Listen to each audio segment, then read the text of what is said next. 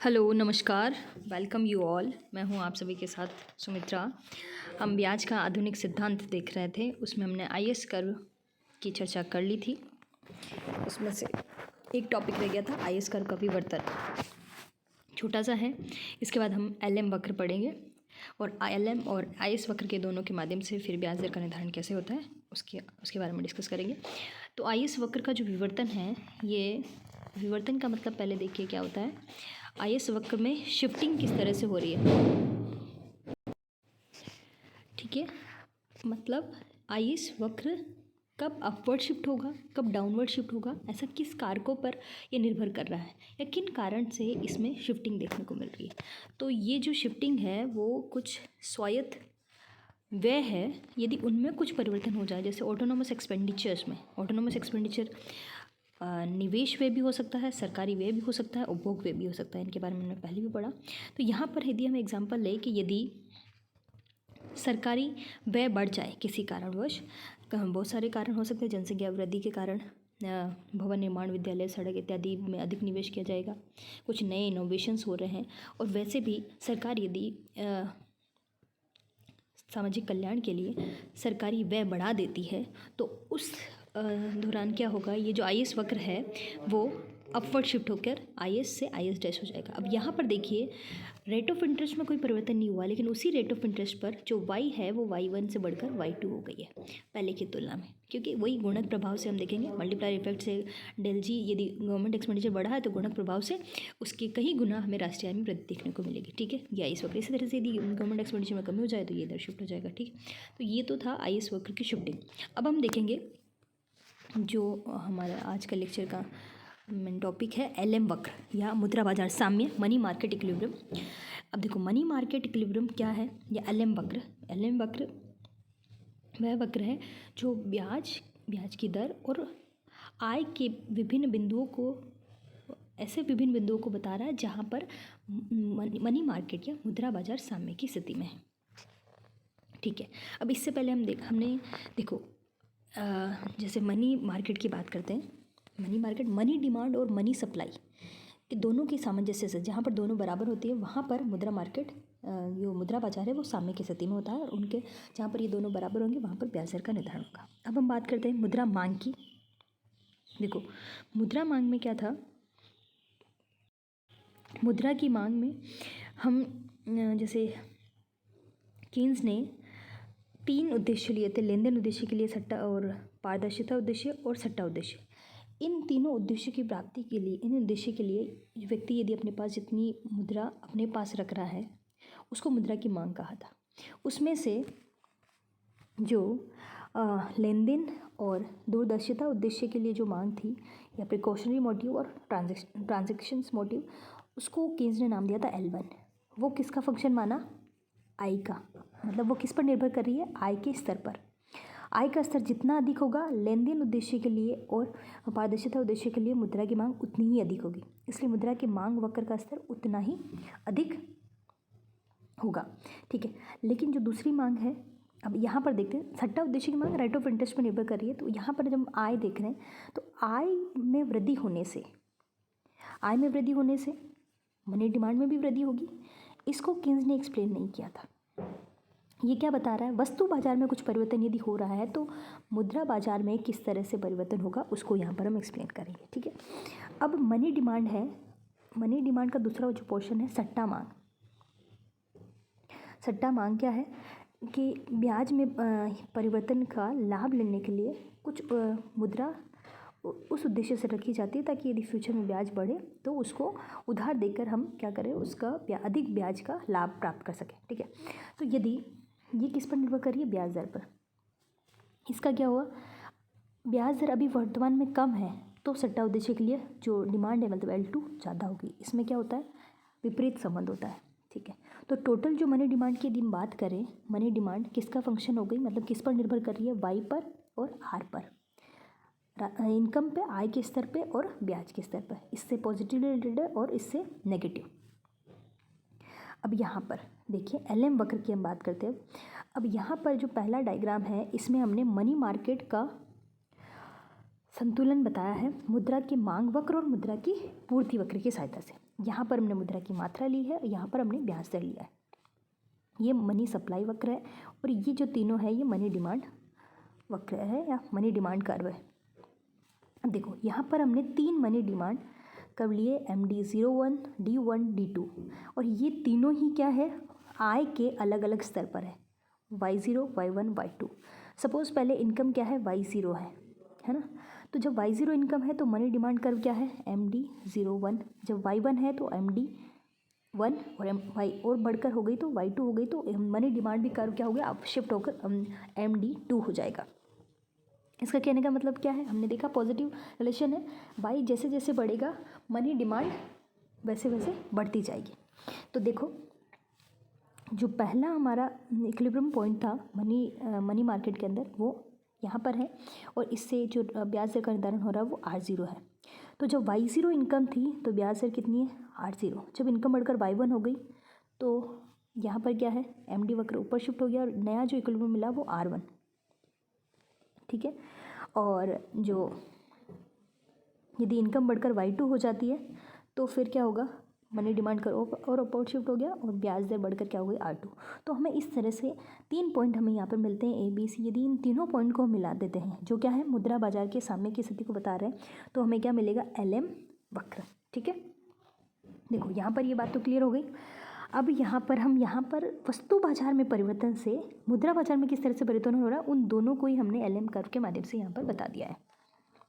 अब LM वक्र upward sloping है वो भी इससे स्पष्ट हो गया। जैसे जैसे इनकम बढ़ रही है मनी डिमांड का अपवर्ड शिफ्ट हो रहा है, उससे रेट ऑफ इंटरेस्ट भी बढ़ रही है।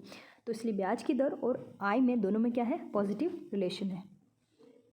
इस प्रकार जो LM वक्र है वो क्या बता रहा है, LM वक्र मुद्रा की मांग के विभिन्न स्तरों पर MD1, MD0, MD1, MD2 मुद्रा की मांग के विभिन्न स्तरों पर मुद्रा बाजार के साम्य द्वारा निर्धारित ब्याज दर क्या है, R0, R1, R2 ब्याज दरों तथा उनके अनुरूप आय के स्तर Y0, Y1, Y2 में संबंध को प्रदर्शित करता है, ठीक है।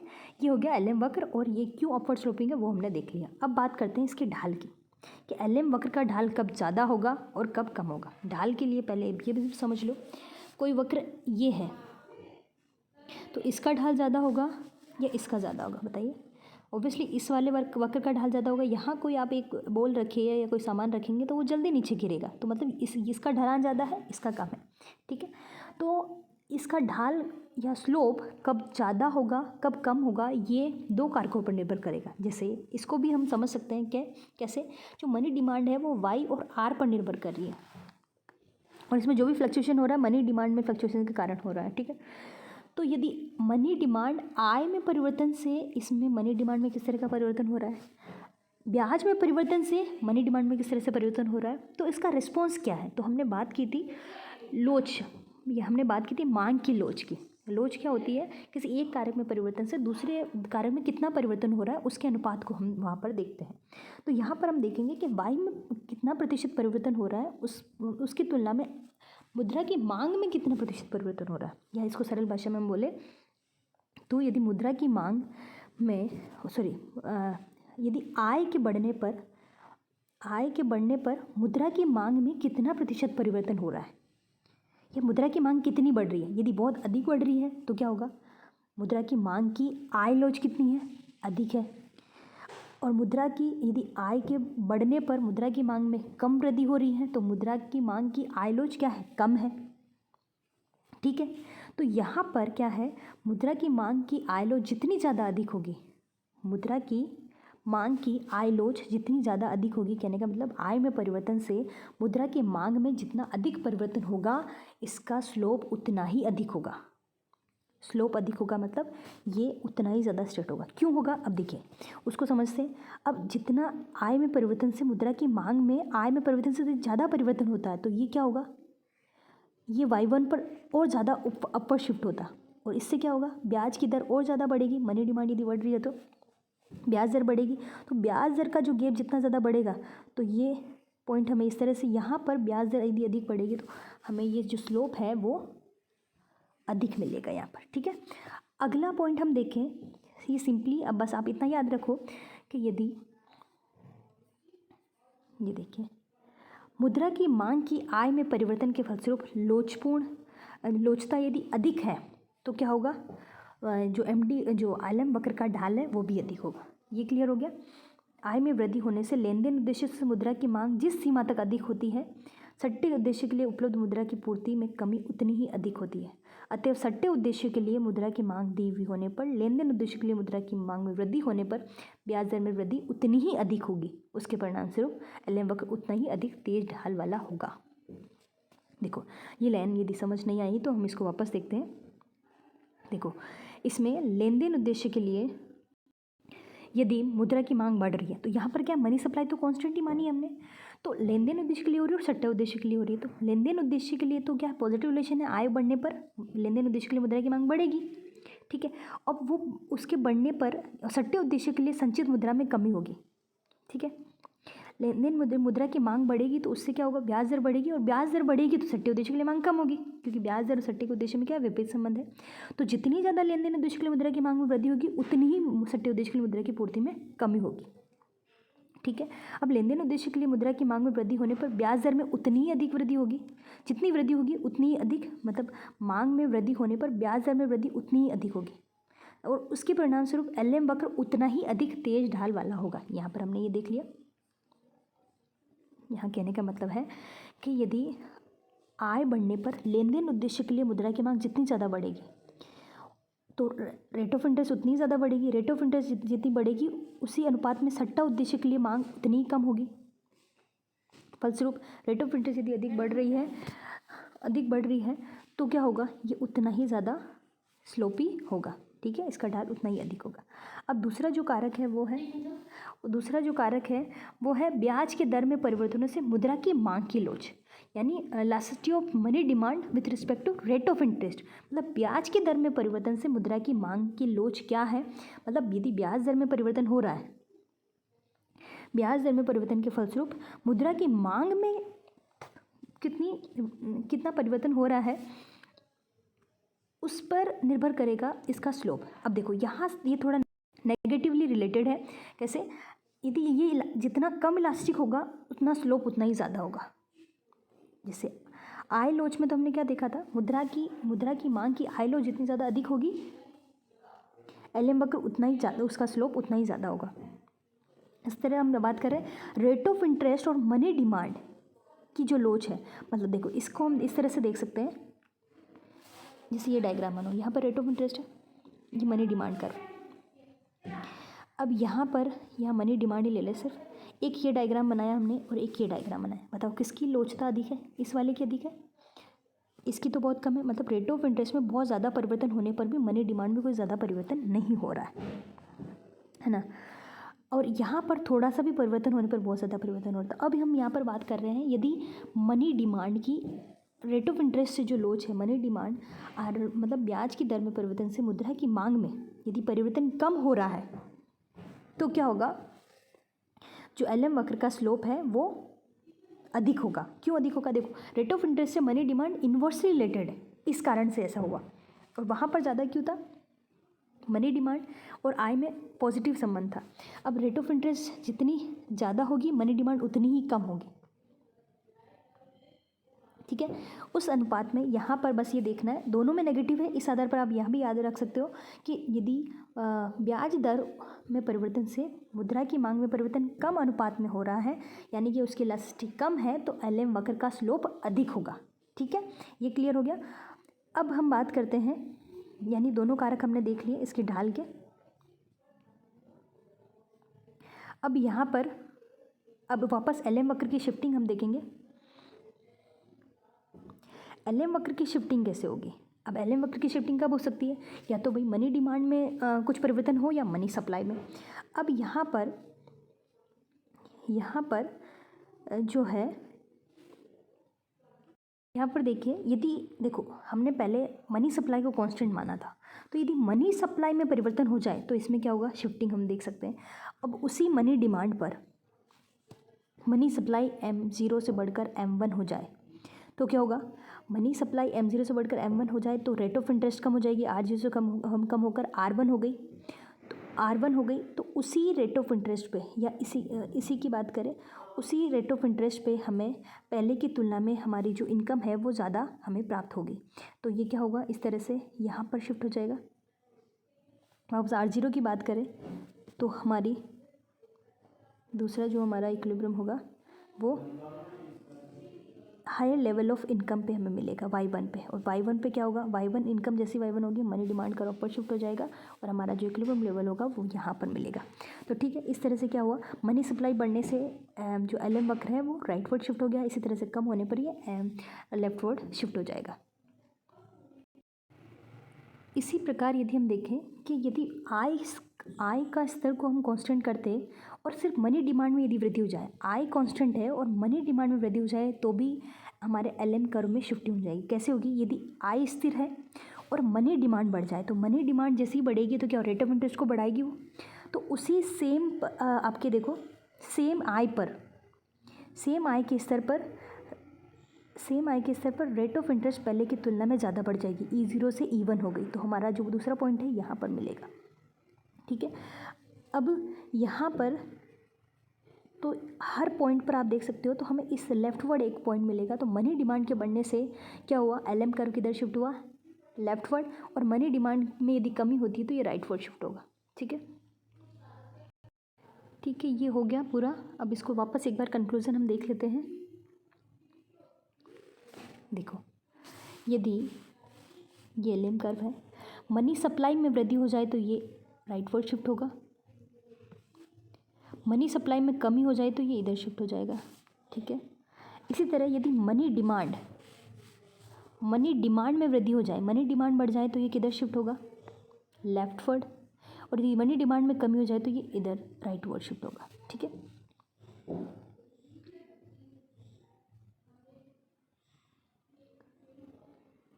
अब इसको कंक्लूजन में हम वापस देख लेते हैं।